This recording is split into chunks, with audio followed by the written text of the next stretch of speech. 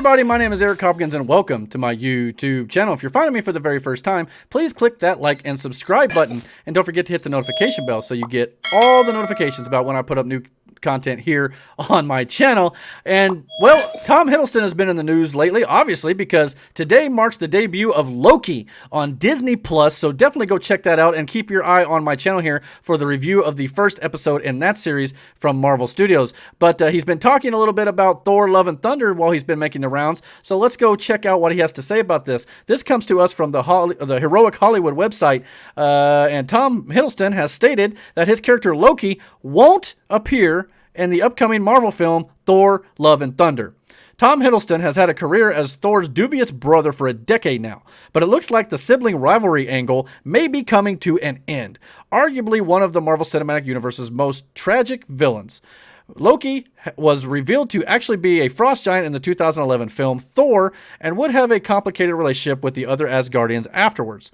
Throughout the films, he would be both an ally and antagonist for his adoptive brother before definitively siding with him against their sister Hela with the ending of Thor Ragnarok, implying that the two were definitively done being enemies. Sadly, this did not last very long. Tom Hiddleston's Loki was killed trying to save Thor from Thanos at the start of Avengers Infinity War.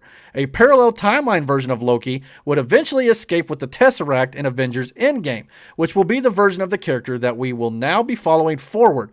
But for the time being, at least, we will not be seeing this version of the character interact with Thor. While speaking to Empire magazine, Tom Hiddleston addressed the possibility of appearing in Thor: Love and Thunder. While he didn't toss out a potential appearance in another film, he did say that the story between the two characters should remain closed for the time being. Quote, "We talked about the Thor movies as a family saga, and the diametric opposition between Thor and Loki and the duality and antagonism being a book that perhaps should remain closed for the moment. We have explored about as much as we can about these two brothers."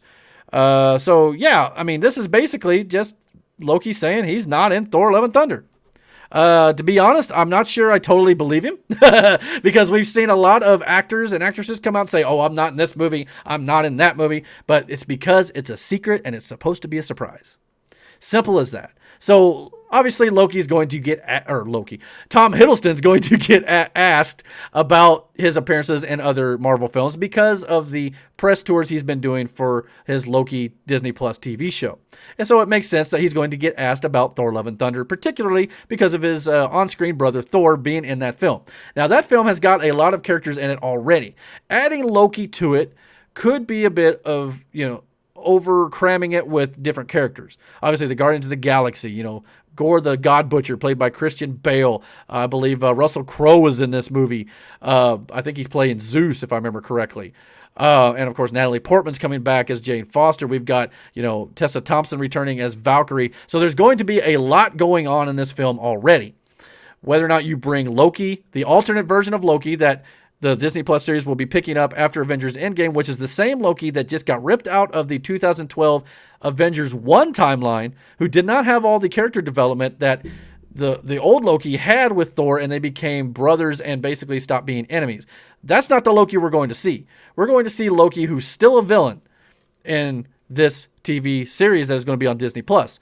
So it stands to reason that Loki would not be in Thor: Love and Thunder because the character, that version of the Loki character that Thor knows, is dead. And as far as Thor knows, he is still dead. Well, he is still dead in the timeline, technically. This is kind of Marvel pulling a little trick here to get Tom Hiddleston to come back as Loki without saying that Loki didn't really die. He did die, but this is an alternate version of him. So this is why I always say never about Robert Downey Jr. possibly coming back as Tony Stark Iron Man. Because obviously he died in Avengers Endgame. But, and I'm almost 100% certain that version of Tony Stark is dead. He's gone. You're never going to see him again. But there's always that possibility of an alternate version Tony Stark showing up in the timeline and coming back into the MCU main timeline. There's always things you could do, especially if Marvel is intending on introducing the multiverse in Spider-Man No Way Home and Doctor Strange Multiverse of Madness. There's always going to be a way. And of course, we know that Chris Evans has signed at least one more deal with Marvel Studios to appear in at least one more film, probably not in a main starring role, but at least a side character role, which could be Captain America 4. So again, never say never about some of these characters never showing up again.